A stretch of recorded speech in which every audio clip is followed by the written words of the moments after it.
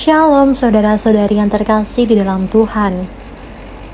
Bersyukur pada hari ini kita masih diberi kesempatan Tuhan untuk mendengarkan renungan suling pada tanggal 8 Juli di tahun 2022. Mari saudara-saudari yang terkasih di dalam Tuhan, kita berdoa sebelum mendengarkan firman Tuhan pada hari ini. Mari kita berdoa. Bapa yang bertahta di dalam kerajaan surga, terima kasih Tuhan atas berkat dan karunia-Mu, atas setiap hal yang sudah Tuhan berikan kepada kami, sehingga pada hari ini kami masih diberi kesempatan untuk bernafas satu hari lagi Tuhan, untuk hidup satu hari lagi. Terima kasih Bapa, hari ini kami masih bisa mendengarkan firman-Mu melalui renungan suling pada hari ini. Terima kasih Tuhan, terima kasih Yesus, terima kasih Roh Kudus. Hanya di dalam nama Tuhan Yesus Kristus kami telah berdoa dan mengucap syukur kepada-Mu. Haleluya. Amin. Saudara-saudari yang terkasih di dalam Tuhan, judul renungan kita pada hari ini adalah Anak adalah Pusaka dari Tuhan, yang diambil dari kitab Mazmur 127 ayat 3 sampai dengan ayat 5. Mazmur 127 ayat 3, Allah berfirman, "Sesungguhnya anak-anak lelaki adalah milik pusaka daripada Tuhan, dan buah kandungan adalah suatu upah." Sudah mendapatkan momongan belum Mas atau Mbak? Demikianlah pertanyaan yang sering dilontarkan kepada pasangan suami istri yang telah menikah. Bagi sebagian besar, kehadiran anak dalam sebuah rumah tangga merupakan kebanggaan dan kebahagiaan tersendiri. Kehadiran anak-anak dalam keluarga merupakan sarana pelengkap kebahagiaan dalam keluarga. Tetapi, apakah anak hanyalah semata-mata pelengkap kebahagiaan dalam keluarga saja? Bagaimanakah seharusnya orang tua memandang kehadiran anak di dalam keluarga? Pemazmur mengatakan bahwa anak adalah milik pusaka dari Tuhan. Artinya, anak bukan sekedar titipan. Anak lebih dari sekedar sebuah pemberian biasa. Kehadiran anak dalam sebuah keluarga bukanlah sesuatu yang otomatis.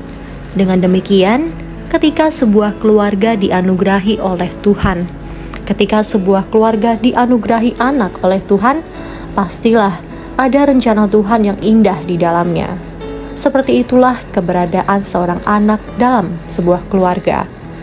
Anak adalah milik pusaka dari Tuhan yang seharusnya dihargai dengan penuh rasa syukur, bukan diabaikan, ditelantarkan, atau malah dianggap sebagai pengganggu kenyamanan.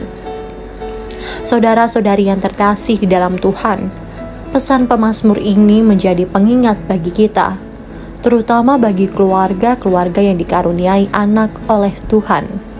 Ingatlah bahwa anak-anak adalah milik Tuhan. Karenanya, setiap orang tua perlu mengajarkan anak-anak sejak dini untuk mengenalkan pemiliknya, yaitu Tuhan. Sebagai orang tua yang dipercayai anak oleh Tuhan, kita perlu merawat anak-anak, mendidik anak-anak dengan kecermatan dan kasih, karena mereka milik pusaka Tuhan.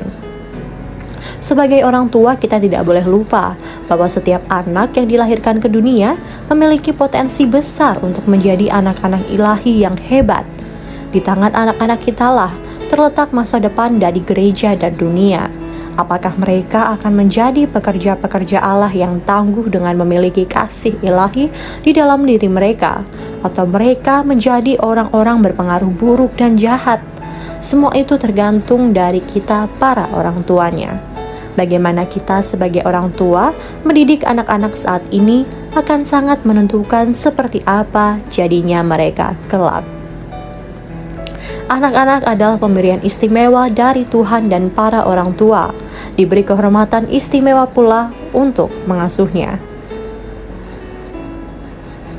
Saudara-saudari yang terkasih di dalam Tuhan, pokok doa kita pada hari ini, mari kita berdoa untuk pengurus dan pelayanan BPN GGBI, YBI, dan YRSBI, supaya Tuhan pakai lebih lagi mengembangkan pelayanan baptis di Indonesia dan membawa banyak jiwa datang kepada Tuhan.